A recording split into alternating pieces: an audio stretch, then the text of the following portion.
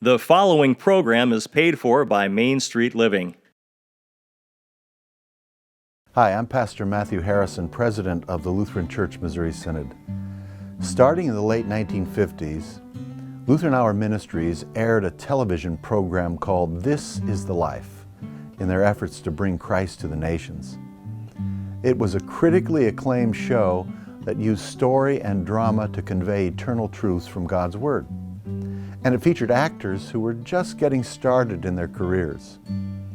Recently, Lutheran Hour Ministries, in partnership with Main Street Living, remastered and brought to HD quality about 50 of these programs. You may notice some young actors who've become very famous. And even though the props and styles are of the 1960s and 70s, the subject matter is still very relevant. So please sit back and enjoy this week's episode of This is the Life.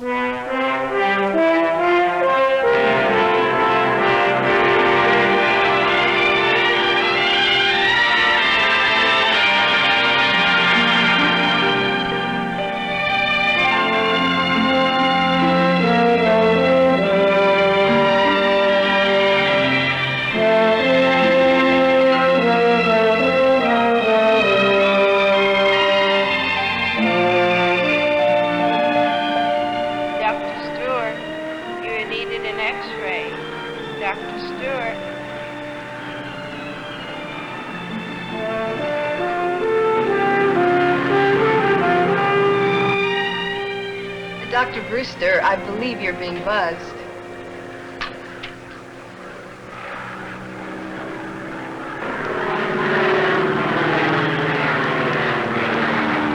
That's the plane, all right. Jean said that she and her father would be flying in about this time. I'll bet she's flying it herself. Hey, Arlene, come here. Come here. She's dipping her wings at us in case one of us is watching. You know, I'd really love to learn how to fly. Jerry doesn't seem to be too much in favor of it, though. He says it's getting too crowded up there for small planes. Is Jerry still going to be off this afternoon? So far as I know. Good. If we leave the hospital right after lunch, we'll have time to pick up Jean and get an early start for the fair. Dr. Brewster, report to the fourth floor, please. Dr. Brewster, fourth floor, please. How come they can never start an operation without an intern? I'll see you later, Arlene, if I don't get hung up in surgery. You know how those surgeons depend on my advice. Interns are the most important people in the hospital, next to the nurses.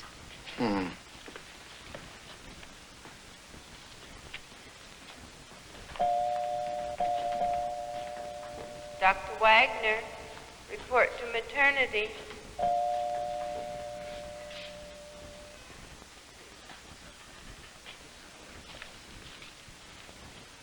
Miss Myers, do you have the Wallace record up to date? Dr. Hooper, my patients' records are always up to date.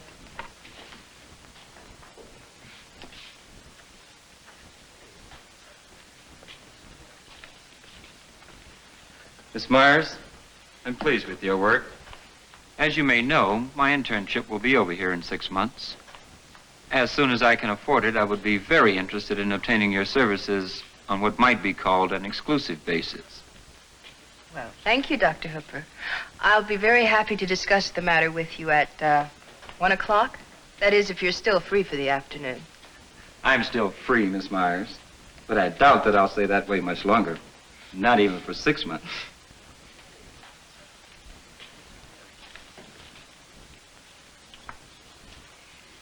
Dr. Hooper, if you do that one more time, I will stand up, put my arms around you, and get us both fired. Well, I certainly admire the way the doctors and the nurses work together in this hospital. I find Miss Myers a most competent and cooperative nurse. As a matter of fact, Chaplain, we were just discussing a case that will soon require your services. I believe I'm familiar with that case, and I understand it's rather hopeless. I'll be glad to do anything I can to be of service. So will Pastor Turner while I'm away these 2 weeks on vacation. Well, the case is serious, Chaplain, but I don't think there's an emergency. I see. Chaplain, I do have another case to talk to you about. Yes? It's this patient Wallace in 342. He's going into surgery tomorrow, and he seems very much alone. I don't think anyone has come to see him. Well, I'll stop in and get acquainted right now. 342? Right. Thanks, Chaplain. Fine. Dr. Hooper, Dr. Hooper, fourth floor, please. Dr. Hooper, fourth floor. What are they doing in surgery this morning? Oh, just a minor operation. Must be major if they need the two best interns in the hospital to supervise. It's just a gallbladder, but we're supposed to watch this doctor from Chicago. See you later, Miss Myers. So long, Chaplain. Doctor?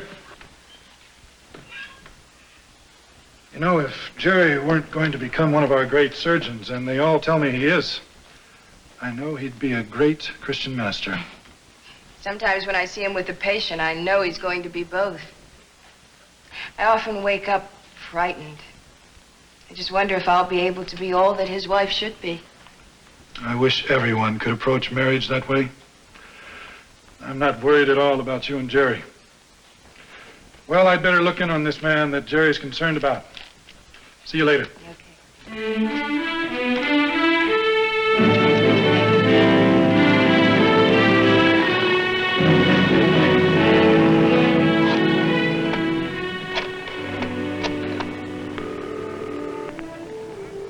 Hello, give me the nurse's station on the 4th floor, please.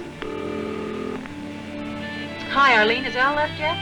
Yes, he left about 20 minutes ago. He should be there any minute.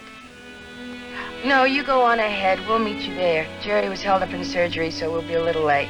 Okay, we'll meet you at the main gate. Bye.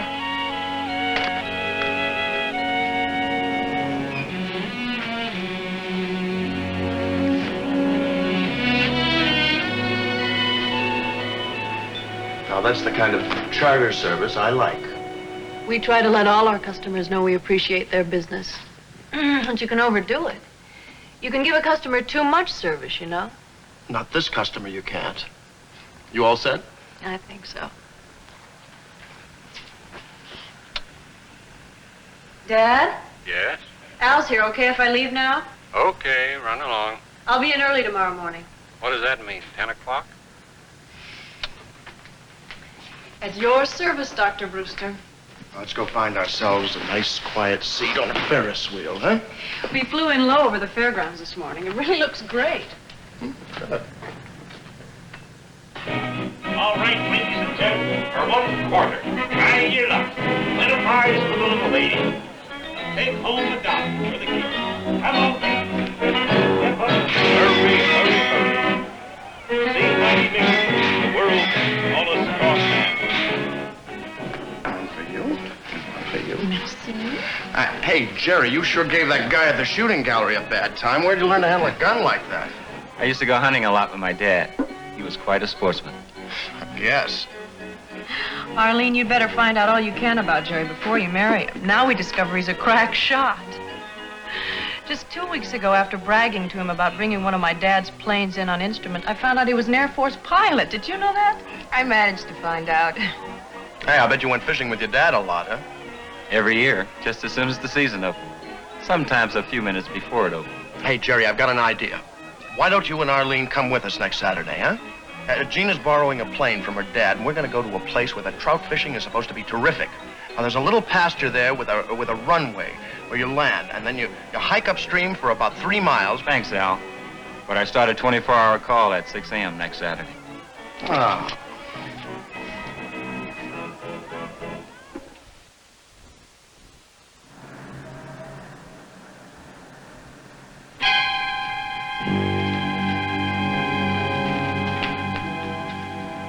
What is it? What's wrong, huh? It's Al and Jean. We had to send an ambulance to Crestville. Something happened to the plane when they were taking off. Are they? No, they're both alive. Al's not so bad, I understand, but Jean... I think they had to cut her out of the plane. God be with them. God, please be with them. Don't play games with me, Jerry. We're in the same business, remember? Just tell me exactly how Jean is. She's doing very well.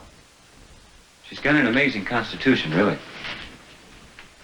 She was conscious about a half an hour ago and quite coherent. Wanted to know exactly how you were. What about her legs?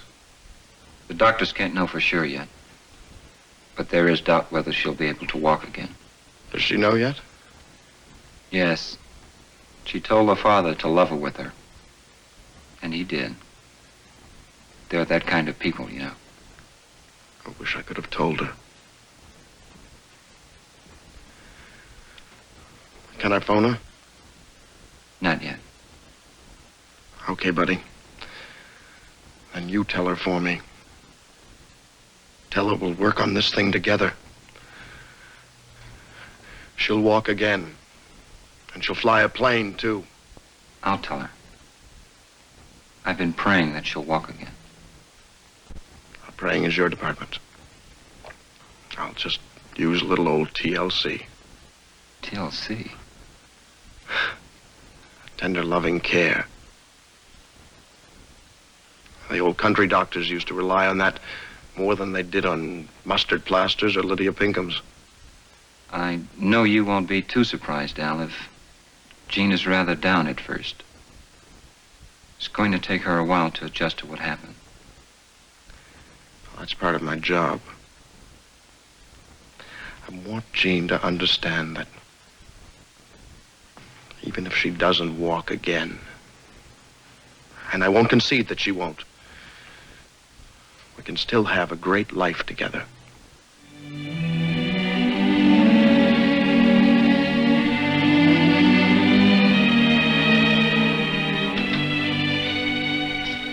Hi, Arlene. Good morning, Jean. I'm not supposed to tell you this, so I will. Al's gotten permission to get out of bed today. I'll bet you'll have a visitor. Even if he has to get someone to wheel him down here. He can walk, can't he? Please tell me the truth.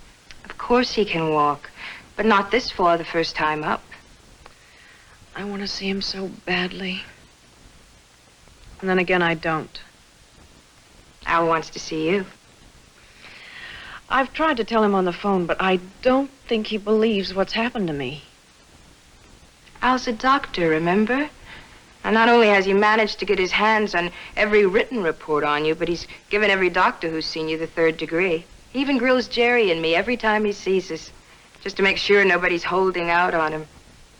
You know, I'll bet he knows more about what's happened to you than you do. Don't go yet, Arlene. I've got to talk about this, and I'd rather talk to you than anyone else. Well, I'm supposed to help out in maternity at 11, but, well, that's not for 20 minutes yet. I've had a lot of time to think, and I've tried to decide what's best for Al. What's happened to me is a bad break, but it's not unexpected when you grow up with planes. No matter how certain you are, it'll never happen to you. My mother was killed flying with my dad when I was 7 years old. It's really not a bad way to go when your time comes. But our time didn't come, and we have to decide how to go on from here.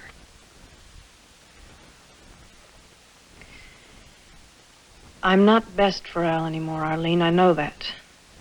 Al thinks you are. He hasn't seen me since I was able to walk, or hike with him, or fly a plane. He can't realize what it'll be like to have me in a wheelchair. Maybe for the rest of my life. Al will be taking care of people who are ill through most of his working and waking hours. And when he comes home, what will he find? More of the same. That he won't need. He'll come home to you because he loves you and wants to be with you. Now that he will need. Medicine will be just one part of Al's life. The important part that he gives to others, but the other part is for himself. And he loves to be active, to be out of doors. We won't be able to do any of that together anymore. And if he does it alone, he'll always feel guilty about leaving me alone during the few hours that a doctor and his wife do have together. You're talking about the surface part of marriage, Jean, not the deep meaning. I'm worried about the meaning part. That I won't be able to be all the wife a man like Jerry needs. But I'm going to try. Oh, how I'm going to try. At least you're a whole woman.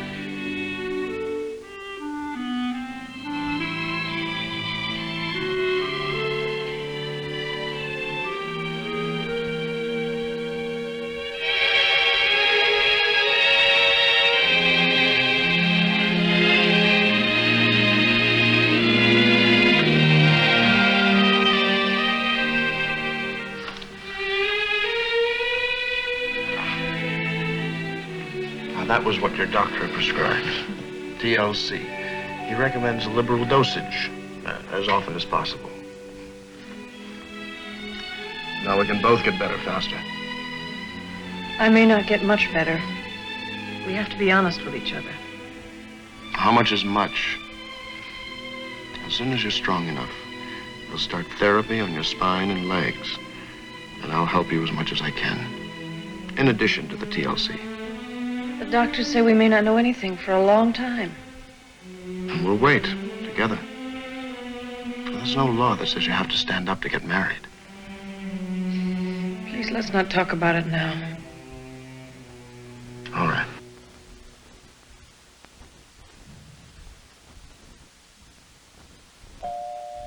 Dr. Stewart, report to therapy. Good morning, Dr. Hooper. Hello, Chaplain. Welcome back, Chaplain. Thank you. How was the vacation? Just great. First real vacation my wife and I have ever had. But I understand things have been rather hectic around here. That's a mild way of putting it. Pastor Turner was telling me about your two friends. Anything new since he was here Monday? Not with Jean. Al came back on duty yesterday. I'm sure glad to see you around here again. Pastor Turner's a wonderful man, but I feel a young person like Jean might respond better to a guy like you. Well, thank you, Jerry.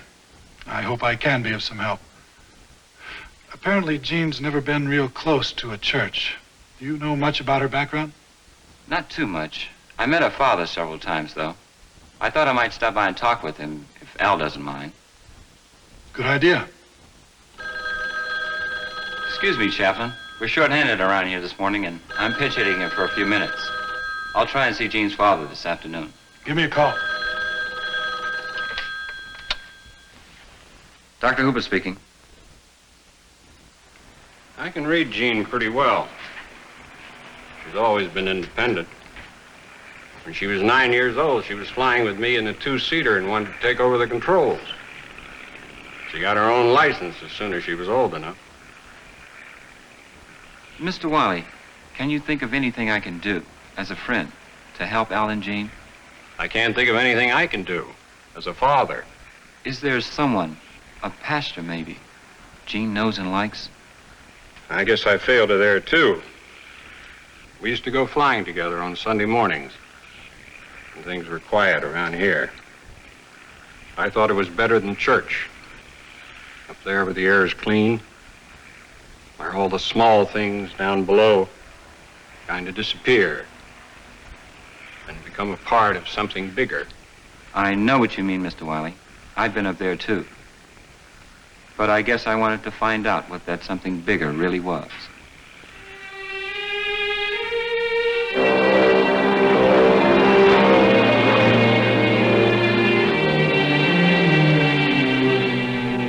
One of these days, you'll be teaching our kids how to fly. I wish you wouldn't talk like that. Unless I'm able to get around again by myself, I won't use you or children as a crutch. It might be the other way around, you know? We might need you more than you need us. I know you mean that, but I'm not the kind of person that... I just couldn't be an invalid wife or mother. I don't think you're going to be an invalid, period. You'll be starting therapy in a few days, and everything will look a whole lot better.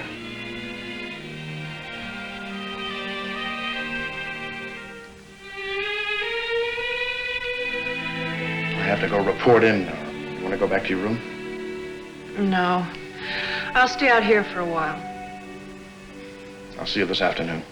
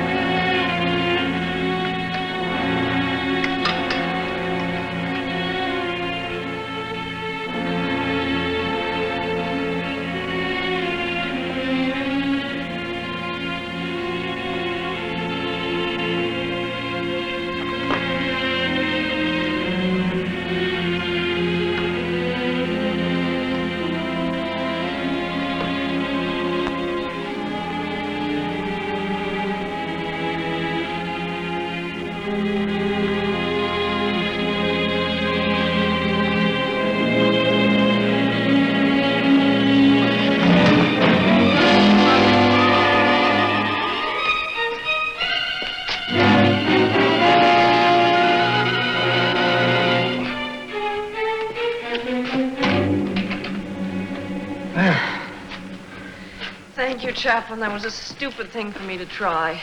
Oh, the therapy room might have been a little bit better. For the first time, at least. It's lucky I bumped into Al just now and knew where you were. I had to find out about something, and I found out. Perhaps you did.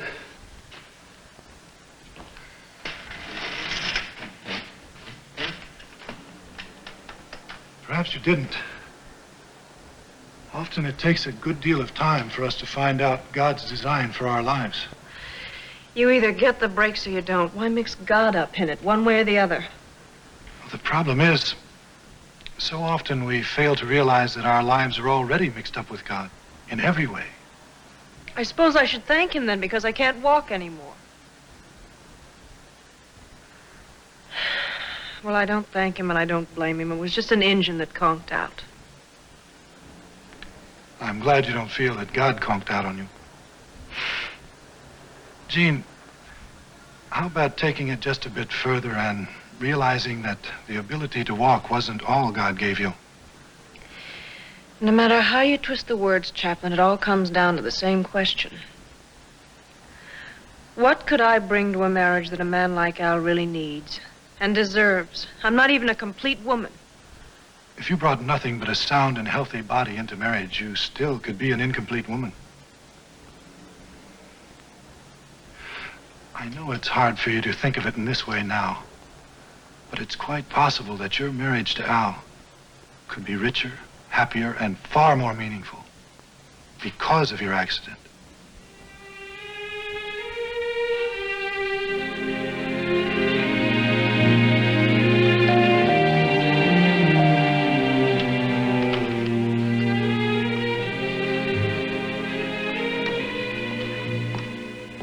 Morning, Doctor.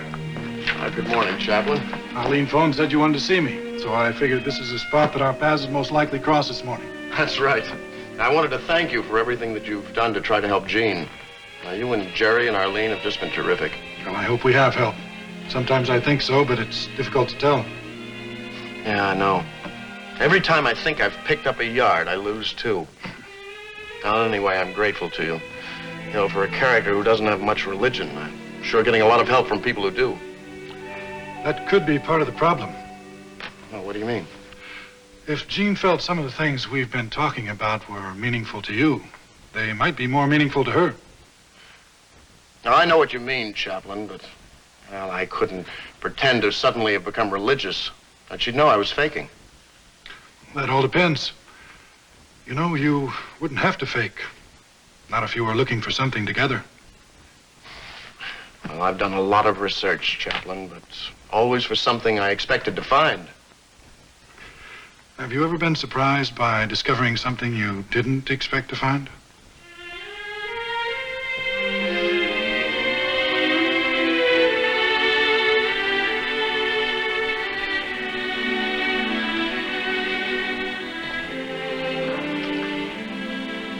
Visiting hours are now over. That means for the patients, too. Hi, Jerry. I was going to my room in a minute. Dad was with me. I don't blame you for staying out here as long as you can. It's still hot inside. Air conditioning or no air conditioning. How'd it go in therapy today? About the same, I guess.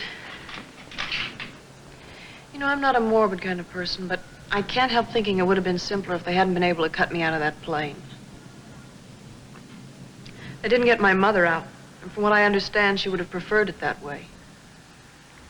I felt the same way myself once. You? Yes. I never talk about it much. But maybe right now you ought to know. It happened when I was in the service. I cracked up on a training flight. The plane was a total loss, and they thought I was too. I asked them to let me die. I just couldn't see any future for myself. But those doctors patched me up until I was almost as good as new. And what they did for my body, our hospital chaplain did for my mind and spirit. He gave me the will to live. Chaplain West has done his best, but somehow his words just don't seem to apply. At least not to what I need right now. What do you need right now, Jean? I don't know. I can tell you what I needed when I was where you are. I needed to know for sure that there was a God in heaven who was interested in me. Interested enough to care for me. And that's where the chaplain came in. He pointed me to Christ and to what Christ had done for me. He made it so personal that I could just see Christ hanging there on the cross for me, so that I could live a forgiven life with the peace of God in my heart, peace of conscience, peace of mind, peace of soul. The chaplain quoted a Bible passage that seemed to put my whole life in perspective. What it said, in effect, was, if God loved me enough to do what he did on that cross, when he gave up his only son, surely he's going to love me enough to put my whole life together again. I believed it, and he did.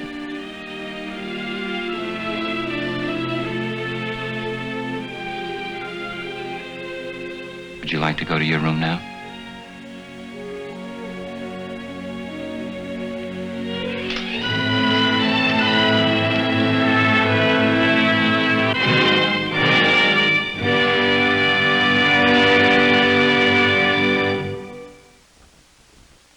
This program has been brought to you by the Lutheran Church, Missouri Synod, with congregations throughout the United States and Canada, and is dedicated to the gospel of Jesus Christ, the Son of God and Savior of the world.